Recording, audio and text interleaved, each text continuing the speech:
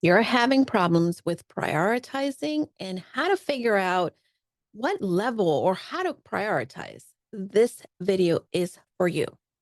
Welcome back to another Little Shot of Confidence, the solo episodes for the Casa De Confidence podcast. I'm your host, Julie DeLucca-Collins. And if you love these tips, you want to make sure that you subscribe and ring that little bell, ring my bell.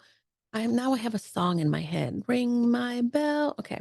For those of you who are listening on the podcast feed, I'm sorry. I am definitely distracted today, but I am talking about something that is incredibly important, and that is priorities. It is February 1st, 2024, and this is going to be advice that you're definitely going to be able to use for the rest of your life. Learning how to prioritize is not something that I learned right away in my life. The first time that I had issues with this, well, let me tell you a story. It was in high school. I had so many different things going on. I was in the drill team. I was involved in my church youth group. I volunteered. I had to take care of my sisters because I was the oldest. I also had a job so that I can afford hanging out with my friends. I took honors and AP classes and I wanted to do it all. But ultimately, you can, because when you say yes to one thing, you're saying no to the other. And that has continued to be a lesson that keeps coming up. I want you to think of your life and think about the times that you want to do one thing, but you don't do it because you had to do something else.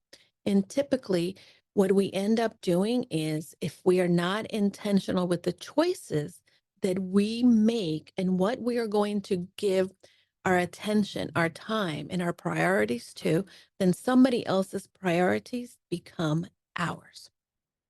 Now, how do I prioritize? Good question. And this is something that I was told to do a long time ago when I was in high school. And I thought, well, that's stupid. I'm just going to do and go along and live my life by default. What ended up happening is that you become very burnt out. And who wants to be burnt out? Let's enjoy the journey. And when we're burned out, by the way, we don't show up well for anybody, most importantly, for ourselves. So this is how I create priorities. And by the way, not normal, work in progress. So I ask you to also pay attention that you are a work in progress and give yourself grace. Start by listing all of the different categories of your life. Okay. For me, I have my spiritual health, my physical health, my relationship with my husband, my personal development, my finances, my business. That could be your career. I also have my relationship with my friends, my family, the community, having fun. Whatever it is that the categories in your life are, you want to list them all in a piece of paper. Once you list them, you want to go ahead and grade yourself. This is where the grace comes in. You're going to grade yourself and give yourself a grade.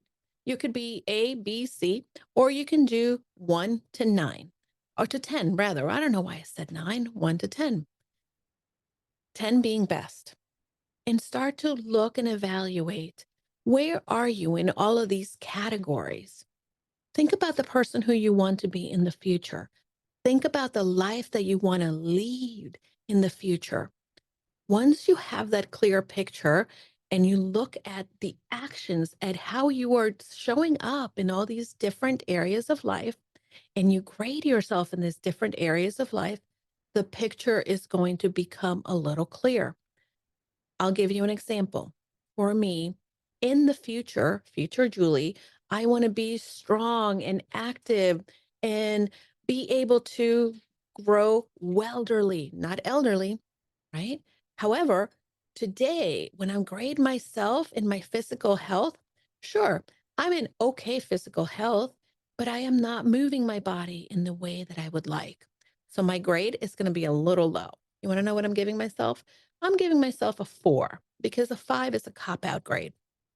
Now, in the other areas of life, like my relationship with Dan, hashtag handsome hot husband, or my relationship with my family and friends and my clients, my business, the finances, all of these get a grade. Once you have all of these areas graded and you're not beating yourself up for it, the next thing that you're going to do is you're going to go back to the vision for your life. you're going to go back also to the goals. For me, not only do I have a vision for the next 5 to 10 years, I have a vision for this year, for 2024. This is the year of freedom for me, right? I have that word. That's my word for the year. And now I also want to make sure that I understand out of that yearly goal, I've broken it down into a 12-week goal. My 12-week goal is very specific. And now I'm going to compare my grades to my goals because those goals that I have for the next 12 weeks tell me what I should be doing day in and day out to move closer to those goals or outcomes that I want for myself. And if the things that I am doing day in and day out for the next 12 weeks are not in alignment with what I am saying it's important to me, well, then you're going to be a mess. Now, how do you know what is important to you? Once you've graded yourself and you've given yourself a grade for all the different categories of your life, it's important to then figure out what comes first, second, or third. So once you have all of this written out, you start to ask yourself, all right, physical health or my relationship with Dan, which is more important? Okay. For me, it's my relationship with Dan. My relationship with Dan or my business, which is more important? Okay, my relationship with Dan. What is more important, my relationship with Dan or my relationship with friends? Well, my relationship with Dan.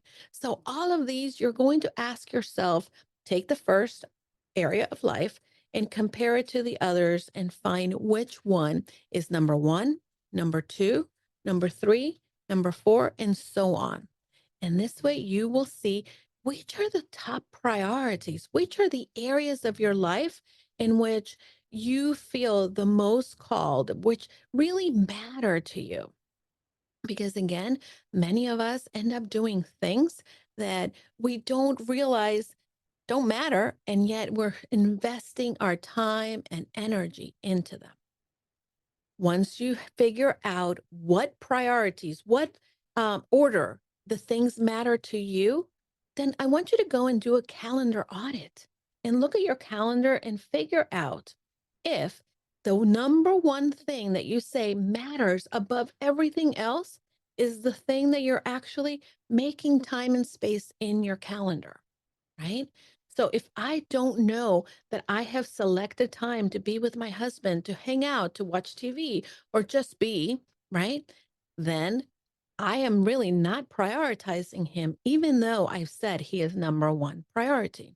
The same thing with my personal development, my health, my business, the finances. So look at these areas of life, the order in which they are important to you, and then look at your calendar and make sure that you've created the space and margin to work on them.